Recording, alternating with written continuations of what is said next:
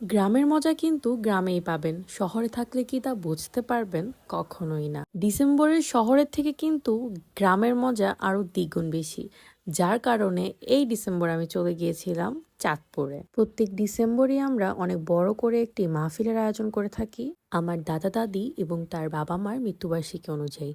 হুজুরা সেখানে ইসলাম, হাদিস এসব নিয়ে আলোচনা করে থাকে এবং সর্বশেষে আমরা তবারকের মাধ্যমে মাহফিলটি সম্পূর্ণ করে থাকি। আর বাড়ির কাছাকাছি যেতেই দেখলাম ছোট আব্বু চলে আসছিল আমাদের এগিয়ে নেওয়ার জন্য, সাথে কিন্তু ছিল তার কুকুরটি। এবং বাড়িতে ঢুকতে না ঢুকতেই দেখলাম জম্বেশ আয়োজন কিন্তু অলরেডি শুরু হয়ে গিয়েছে। খুব সুন্দরভাবে এখানে প্যান্ডেল করেছে, স্টেজ সাজানো হয়েছে। আর রান্নাঘরে কিন্তু দুপুরে রান্নার আয়োজন চলছিল, তা আমি একটু নাড়াচাড়া দিলাম। তারপর এখানে আমার জ্যাঠার গরু নিয়ে একটু দুষ্টামি করছিলাম। একটা ছিল অনেক ভদ্র, আর একটা ছিল খুবই দুষ্ট।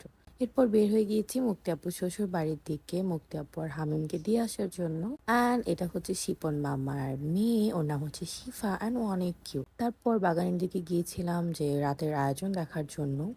তো এখানে সবাই একদম খুব ধুমধাম করে আয়োজন করছিল, সব কাটাবাছা হচ্ছিল, রান্না চলছিল। তারপর আমরা সবাই একটু হাঁটতে গিয়েছিলাম পুকুর পাড়ে, সেখানে হাঁটছিলাম, সবাই মিলে গল্প করছিলাম, ছবি তুলেছি।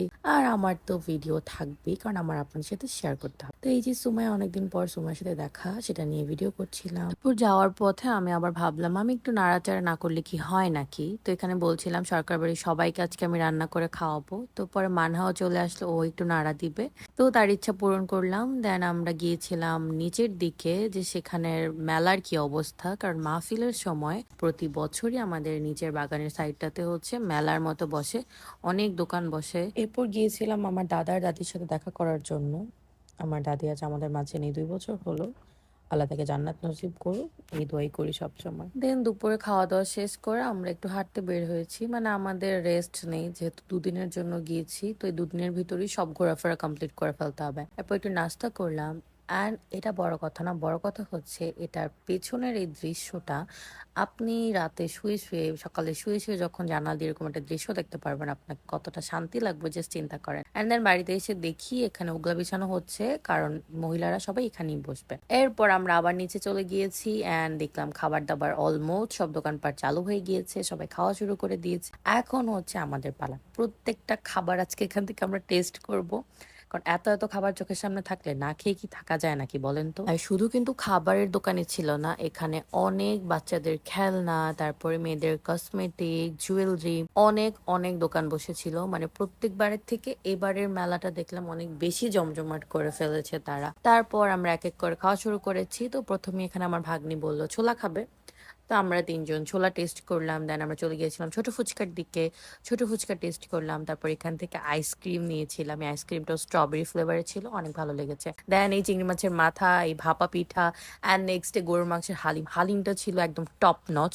বড় বড় মাংসের পিস ছিল, খুব মজা লেগেছে। আর মাহফিলে অলমোস্ট মানুষ আসা শুরু করে দিয়েছে, তো আমি ছোট একটা ক্লিপ নিয়ে নিলাম। অ্যান্ড ভিতরে গিয়েছি ঘরে, দেখি সন্ধ্যার খাবারে ছিল হুজুরদের জন্য ভাত, গরম ভাত আর শীতের সবজি। সবজিটা খুবই মজা হয়েছিল, সাথে ছিল গরুর মাংস আর হচ্ছে ডাল, এটা তারা রাতে খাবে সন্ধ্যায়। আর তবরক তো আছেই। আর আমাদের রাতে ডিনারের জন্য এখানে পোলাও আর রোস্ট রান্না হচ্ছিল, সাথে গরুর মাংস।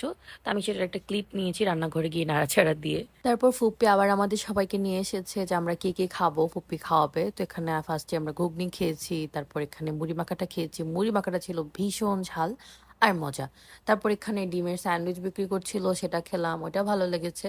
তারপর এখানে বার্গার ছিল, বার্গারের প্রাইসও ছিল 20 টাকা, সেটাও নিয়েছিলাম। অ্যান্ড এই জিলাপিটা ছিল অনেক মজা, অনেক মজা। তো বার্গার আমি 3টা কিনেছি, বাট একটাও খেতে পারি নাই। তো আমি এটাই বলছিলাম যে আমি কেনার সাথে সাথেই মানুষগুলো সব হামলিয়ে খেয়ে ফেলছে, সেটাই আমি একটা ভিডিও করেছিলাম, আপু আমাকে দেখলে বকা দিবে। আর এটা হচ্ছে তক্তা বিস্কিট, আপনারা কে কে চিনেন কমেন্ট করে জানাবেন। এরপর আমি আবার বাগানের দিকে গিয়েছি রান্না বান্না দেখার জন্য। এখানে তবারক রান্নার প্রিপারেশন চলছিল, তো আমি সেটার একটু একটা ভিডিও নিয়েছি। তারপর রাত যেহেতু হয়ে গিয়েছে, মরিব আপু চলে যাবে, যার কারণে সিয়াম আপুকে বাসায় দিয়ে আসতে যাচ্ছিল, তো তাসিন যাচ্ছিল আগিয়ে দেওয়ার জন্য। এরপর সবাই আমরা একসাথে রাতে ডিনার করে ফেলি। ডিনারে ছিল পোলাও, রোস্ট, গরুর মাংস, সালাদ। তো আমরা খাওয়া দাওয়া শেষ করে ঘরে গিয়ে বসি, আর দেখেন আমাদের উঠানের অবস্থা, সব মহিলারা অলরেডি এসে ভরে গিয়েছে। তো এই ভিতরে সাইডটা মহিলাদের জন্যই করা হয় প্রজেক্টর দিয়ে, তারা দেখার জন্য। এরপর আমরা ভিতরে ঘরে বসে ওয়াজ শুনছিলাম। আমরা ভিতরেই থাকি, আমরা বাইরের দিকে যাই না। আর এটা হচ্ছে বাহিরের সাইড যেখানে পুরুষরা বসে থাকে।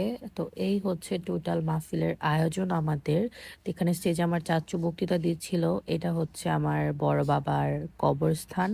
আর হচ্ছে আমার ভাই সিয়াম, আপনারা সবাই তো চিনেন যারা আমার ভিডিও দেখেন। তো সিয়ামের সাথে প্রায় ৩ মাস পর আমাদের দেখা হয়েছিল, আর জিনিসটা ছিল অনেক ইমোশনাল। প্রায় রাত ১২টা নাগাদ মোনাজাতের মাধ্যমে মাহফিলটি সম্পূর্ণ হয়, অ্যান্ড সবাইকে এখানে তবারক দেওয়া হচ্ছিল। ঘরেও দিয়ে গিয়েছে, আর বাইরে সবাইকে তবারক দিচ্ছিল। সবাই তবারক নেওয়ার পর চলে যাবে। তো এই ছিল আমাদের গ্রামের মাহফিলের ভিডিও, যা আমি আপনাদের সাথে সম্পূর্ণ শেয়ার করেছি।